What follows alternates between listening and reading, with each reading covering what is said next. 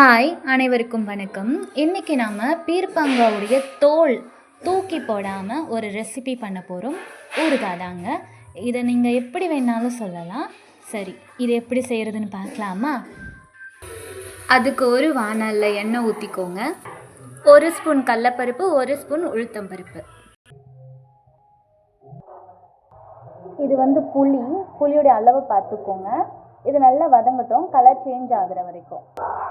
இந்த தோல் நம்ம தூக்கி போடுறோம் இல்லையா, இதில் எக்கச்சக்கமான பெனிஃபிட்ஸ் இருக்குது. இது தெரியாமல் நம்ம இதை வேஸ்ட் பண்ணிகிட்ருக்கோம். அது மட்டும் இல்லாமல் நிறைய நான் வீடியோவில் கவர் பண்ணேன், ஆனால் சொல்லலை. பூண்டு போடுறேன், மிளகா போடுறேன்னு சொல்லலை.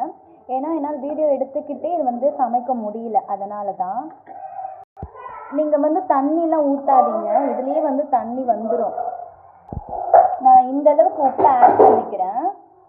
அதுக்கப்புறம் பார்த்துக்கிட்டு இன்னும் கூட ஆட் பண்ணிக்கலாம். பெனிஃபிட்ஸ்னு சொல்லியிருந்தேன் இல்லையா, அதை நீங்கள் கூகுளில் டைப் பண்ணி பார்த்தாலே அதுவே ஒன்றா சொல்லும்.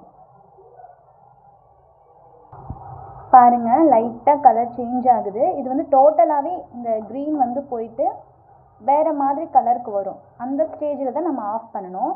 இதோடைய செய்முறையோ இந்த மாதிரி ஒரு ரெசிபி இருக்கணும்னு பல பேருக்கு தெரியாது. அதனால தான் நான் வீடியோவாக எடுத்து போடுறேன். தெரியும் அப்படின்னா ஓகே.